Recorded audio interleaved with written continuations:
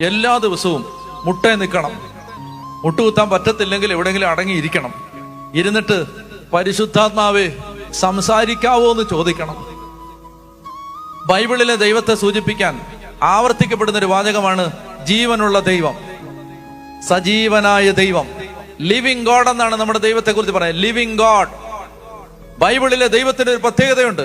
ആ ദൈവം ഉരിയാടുന്ന ദൈവമാണ്. ഊമയല്ല, ഡമ്പല്ല, മ്യൂട്ടല്ല. ദൈവം മിണ്ടുന്ന ദൈവമാണ്, ഉരിയാടുന്ന ദൈവം, സംസാരിക്കുന്ന ദൈവം. ആ സംസാരിക്കുന്ന ദൈവം ചരിത്രത്തിലുടനീളം സംസാരിച്ചതിന്റെ ലിഖിത രൂപമാണ് നിങ്ങളുടെ കൈകളിലിരിക്കുന്ന ബൈബിൾ. ആ ദൈവത്തിന്റെ സംസാരം നിലച്ചിട്ടില്ല. ആ ദൈവത്തിന്റെ ജരാനരകൾ ബാധിച്ചിട്ടില്ല. ആ ദൈവം ഒരു പടുകിഴവനായിട്ട് വെള്ളെഴുത്ത് കണ്ണാടിയും വെച്ച് വടിയും കുത്തിയിരിക്കുകയല്ല. ആ ദൈവം ഇപ്പോഴും സംസാരിച്ചുകൊണ്ടിരിക്കുകയാണ്. ഈ കാലഘട്ടത്തിൽ ആ ദൈവം സംസാരിക്കുന്നുണ്ട്. നിന്റെ കുടുംബത്തെക്കുറിച്ച്, നിന്റെ സഭയെക്കുറിച്ച്, നിന്റെ വീടിനെ കുറിച്ച്, നിന്റെ സ്വപ്നങ്ങളെ കുറിച്ച് ആ ദൈവം സംസാരിക്കുന്നുണ്ട്. എവിടെയാ നമുക്ക് കാലിടറി എന്നറിയാവോ? നമ്മളിത് കേൾക്കാൻ ഇരുന്നിട്ടില്ല. നമ്മളിത് കേൾക്കാൻ ഇരുന്ന് കൊടുത്തിട്ടില്ല.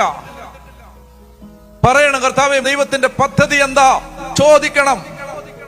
എക്സ്പീരിയൻസ് കൊണ്ട് ഇറങ്ങരുത്, അനുഭവം കൊണ്ട് ഇറങ്ങരുത്. മാതാവ് എന്റെ മക്കളെ കുറിച്ച് എന്താ, ഏത് സ്കൂളിൽ വിടണം ചോദിച്ചിട്ടുണ്ടോ നിങ്ങള്?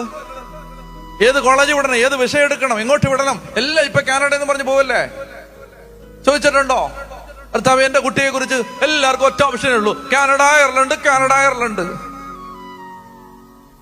ചോദിച്ചിട്ടുണ്ടോ നിങ്ങൾ? കർത്താവ് എന്റെ കുഞ്ഞ് കാനഡയിലാണോ പോകേണ്ടത്? കാനഡയിൽ പോയി എന്റെ കൊച്ചു രക്ഷപ്പെടുവോ? കാനഡയിൽ പോയി ഈ കൊച്ചു ആത്മാവിനെ അറിയുവോ? പരിശുദ്ധാത്മാവിന്റെ കയ്യിൽ നിന്ന് വഴുതി പോവോ? ചോദിച്ചിട്ടുണ്ടോ? അപ്പൊ നിങ്ങൾ പറയും ചോദിച്ചാ ഞങ്ങൾക്ക് മറുപടി കിട്ടുമെന്ന്. നന്നായിട്ടിരുന്നൊന്ന് ചോദിക്കുക, കിട്ടുമില്ലെന്നറിയാം.